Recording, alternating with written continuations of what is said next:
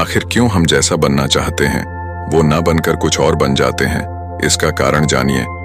गौतम बुद्ध से हर किसी का अपना एक लक्ष्य होता है कि उसे जीवन में क्या करना है और क्या बनना है, लेकिन जैसा आप बनना चाहते हैं वैसा नहीं बन पाते हैं। क्या आप इसका कारण जानते हैं? जीवन में हर व्यक्ति सफल बनना चाहता है, लेकिन सफल बनने के लिए आपको अच्छे विचारों को अपनाने की जरूरत है। गौतम बुद्ध के उपदेशों से आपके जीवन में सकारात्मक बदलाव आते हैं और इससे आपका जीवन बदल जाता है। यही कारण है कि बुद्ध के विचारों को सुखी जीवन का सूत्र कहा जाता है।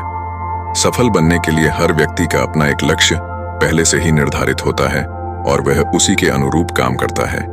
लेकिन कई बार ऐसा होता है कि आप जो बनना चाहते हैं वैसा नहीं बन पाते हैं। कुछ लोग इसे लेकर यह मान लेते हैं कि शायद उनकी किस्मत में ही यही लिखा होगा, तो वहीं कुछ लोग अपनी किस्मत को खराब कहने लगते हैं और कुछ लोग यह मानकर संतुष्ट हो जाते हैं कि शायद वह इसे डिजर्व ही नहीं करते थे। लेकिन इसका असली कारण कुछ और ही होता है। गौतम बुद्ध की इस कहानी से जानते हैं इसका कारण। एक बार गौतम बुद्ध को एक सभा में उपदेश देना था। सभा में करीब 100 से ज्यादा लोग उपस्थित थे और उनका इंतजार कर रहे थे। गौतम बुद्ध आए लेकिन बिना कुछ कहे ही चले गए। बुद्ध का ऐसा व्यवहार देख सभी हैरान रह गए, लेकिन किसी ने उनसे कुछ कहा नहीं। अगले दिन फिर से सभा का आयोजन हुआ, लेकिन आज सभा में उपस्थित लोगों की संख्या घटकर 80 हो गई। आज भी बुद्ध ने ऐसा ही किया। वे सभा में आए लेकिन बिना कुछ बोले चले गए। आज भी लोग हैरान हुए, लेकिन बुद्ध से किसी ने कुछ कहा नहीं। अगले दिन फिर से सभा का आयोजन हुआ और लोगों की संख्या घटकर 50 हो गई। बुद्ध फिर से सभा में आए और बिना कुछ बोले ही चले गए। आज भी बुद्ध से किसी ने कोई प्रश्न नहीं किया। अगले दिन फिर से सभा का आयोजन हुआ और इस बार लोगों की संख्या केवल 30 थी। आज भी बुद्ध बिना कुछ बोले मुस्कुराकर चले गए। आप कहानी को पढ़ते हुए इरिटेट हो गए होंगे और सोच रहे होंगे कि आखिर बुद्ध को कुछ बोलना नहीं तो बार बार सभा का आयोजन क्यों हो रहा है।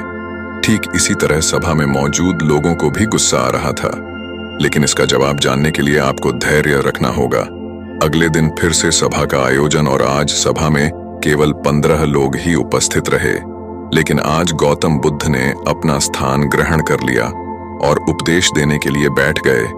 बुद्ध ने जिन 15 लोगों को उपदेश दिए वे उनके भिक्षु बन गए और इन लोगों ने आगे चलकर बुद्ध के ज्ञान को अलग अलग दिशाओं में फैलाया। एक बार इन लोगों ने बुद्ध से प्रश्न किया कि सभा का आयोजन होने के बावजूद भी आप क्यों कई दिनों तक बिना बोले ही चले जाते थे? बुद्ध ने उत्तर दिया, मैं उन लोगों को खोज में था जो लायक हों।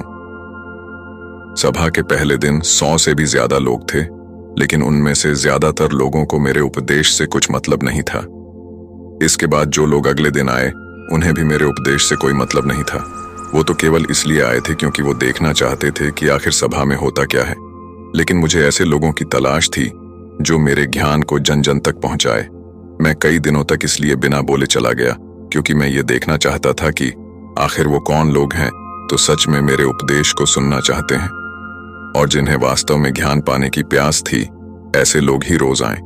गौतम बुद्ध कहते हैं कि जिनके भीतर धैर्य था उन्हें मुक्ति का मार्ग मिला और जो लोग जल्दबाजी में थे वो आज घर पर बैठे हुए हैं। बुद्ध कहते हैं कि जिन लोगों में धैर्य का गुण होता है वे जीवन में कुछ भी पा सकते हैं, फिर चाहे आपका लक्ष्य कुछ भी हो। बिना धैर्य के कोई भी सफलता के लक्ष्य तक नहीं पहुंच सकता। धैर्य को कैसे बढ़ाएं? आज भाग दौड़ भरी जिंदगी में लोगों में धैर्य नहीं है। सभी में जल्दबाजी और शीघ्र अतिशीघ्र किसी कार्य को करने की होड़ मची है। लेकिन गौतम बुद्ध बताते हैं कि अपने भीतर धैर्य को कैसे बढ़ाएं। बुद्ध कहते हैं कि निरंतर अभ्यास से हम अपने भीतर के धैर्य को बढ़ा सकते हैं। यानी आप जो भी बनना चाहते हैं उसके लिए धैर्य की आवश्यकता है।